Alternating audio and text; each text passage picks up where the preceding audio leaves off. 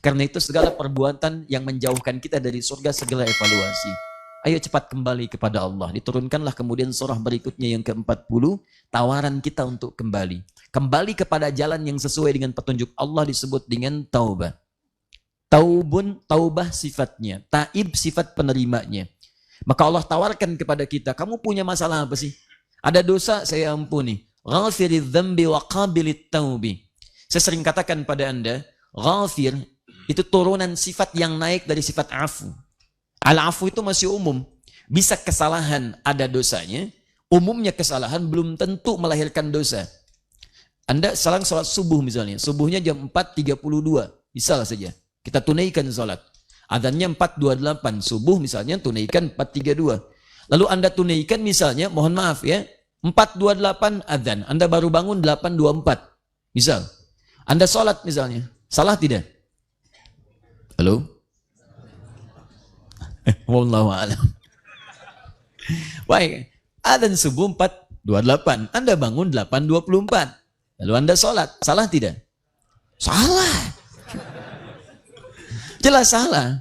Waktu 4.28 Anda datang 8.24. Anda di kantor, masuk jam kantor jam 7.30. Anda baru datang jam 9. Salah tidak? Ya jelas salah.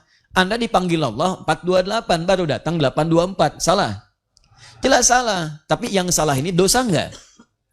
Nah, tidak. Baik. Terserahlah ya. Mungkin baru bangun. Baik. Kalau ditanya dosa tidak, belum tentu. Belum tentu dosa. Lihat penyebabnya apa ilatnya. Mungkin dia tertidur karena satu pekerjaan urusan yang tidak mengandung dosa, terlampau lelah kemudian bangun.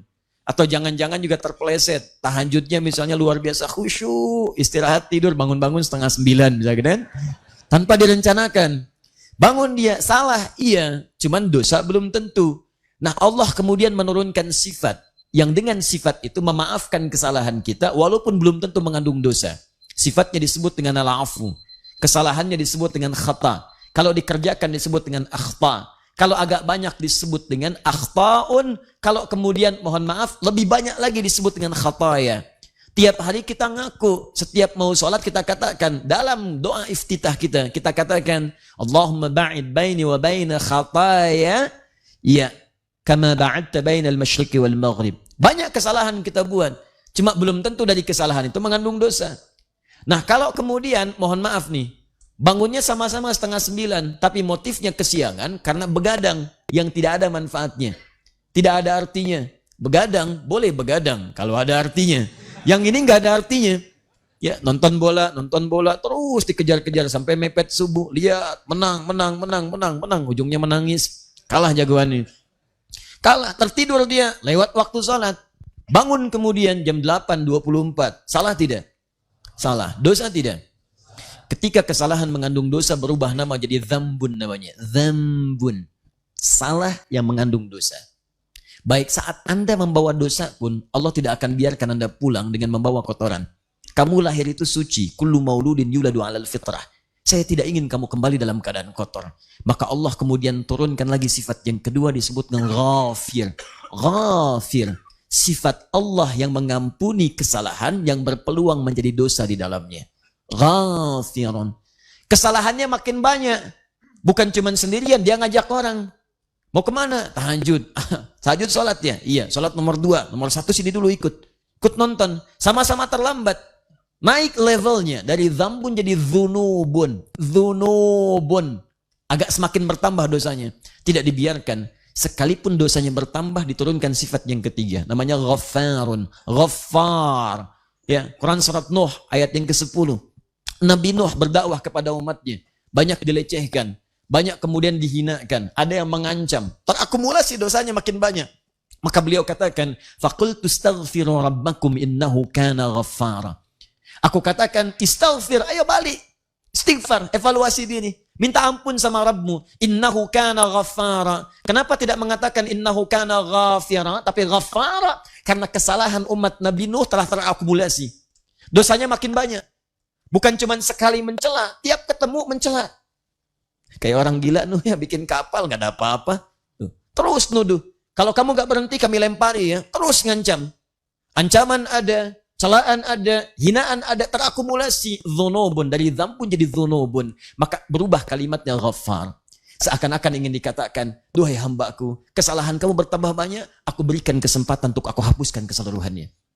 Tambah lagi, zulmun. Maaf, sudah banyak, ditambah kezaliman lagi. Sudah meninggalkan sholat, ngajak orang lain, mencela orang yang sholat. Kamu udah ikut saya aja, tapi saya nggak enak sama yang lain. Mereka terlampau soleh. Ya, besok-besok juga ada lagi. Tuh. Tapi kan Barcelona lawan Madrid, belum tentu besok ada lagi. Terus dihadirkan, zalim. Bukankah orang yang mencegah orang lain untuk beribadah di masjid, sholat, zikir itu disebut zalim? Quran surah kedua, Al-Baqarah, ayat 114. وَمَنْ أَظْلَمُ مِمَّنْ مَنَعَ مَسَاجِدَ اللَّهِ أَنْ يُذْكَرَ فِيهَا اسْمُهُ وَسَعَى فِي خَرَابِهَا.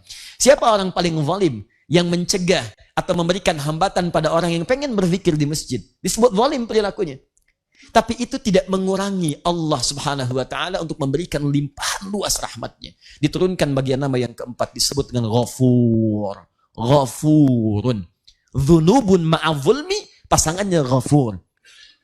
Tambah lagi, ada lagi tipikal yang selanjutnya. Kalau nggak berbuat dosa, rasanya nggak enak.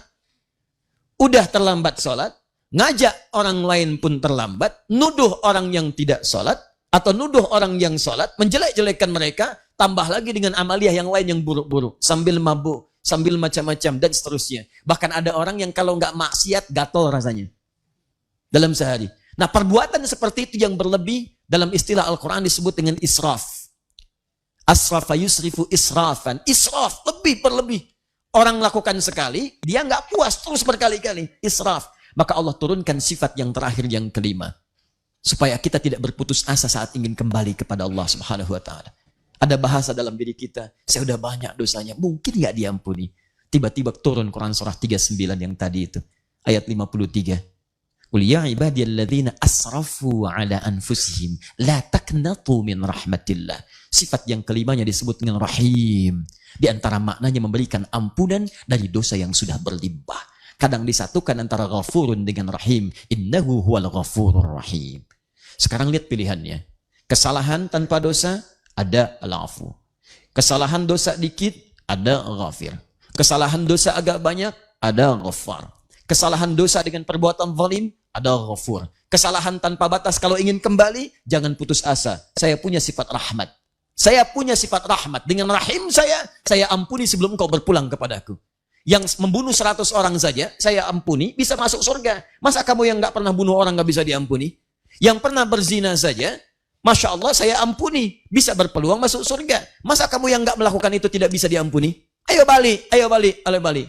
Kalau dengan tawaran semua ini, Anda belum mau kembali kepada Allah Subhanahu wa ta'ala, maka dengan cara apa lagi Allah mesti memuliakan kita untuk kembali kepadanya. Maka pagi ini kita ada tawaran, ayo yang bawa dosa, walaupun itu kecil, cepat kembali kepada Allah Subhanahu wa ta'ala. Karena saya ghafir, kata Allah, ghafirid dzambi. Setelah itu, bagi Anda yang tidak mengerjakan dosa itu, maka diajarkan kita untuk mendoakan saudara-saudara kita yang lainnya. Jangan merasa benar dan soleh sendirian. Doakan. Bahkan ada bahasa yang indah, waqihimus sayyiat. Ya Allah, tolong hapuskan kesalahan-kesalahan mereka. Ya Allah, jauhkan mereka dari perbuatan yang buruk. Ya Allah, jauhkan mereka dari neraka. Ya Allah, gandengkan kami sama-sama ke surga. Bahkan ya Allah, mohon jadikan kami ya Allah penghuni surga yang bisa menggandeng bapak-bapak kami, pasangan-pasangan kami, anak keturunan kami. Jadi kalau kita menjadi orang beriman yang benar, itu pasti punya kecenderungan sifat yang baik terhadap sesama dan menginginkan setiap kita bergandengan masuk surga bersama-sama. Karena itu bertakwalah, hari ini kita diingatkan oleh Allah, setiap manusia yang punya kesalahan, itu wajar dengan sifat kemanusiaannya. Tapi tidak wajar kalau dia tidak mau kembali kepada Allah Subhanahu wa ta'ala. Saya ingin mengajak pada diri saya dan kita semua, tidak ada diri kita yang sempurna. Pertama, mari kita kembali kepada Allah Subhanahu wa ta'ala untuk mendapatkan ampunan dan keridhaan darinya. Yang kedua, kita saling mendoakan, dan minimal kita punya harapan bahwa saat masuk ke dalam surga itu, kita akan bersama-sama bergandengan tangan dengan keluarga kita insya Allah. Dan tidak cukup dengan amin. Ayo kita siapkan dari sekarang. Baik, itu makna dari ayat yang dibacakan tadi. Dan semoga Allah mengabulkan apa yang kita mohonkan dengan izin Allah.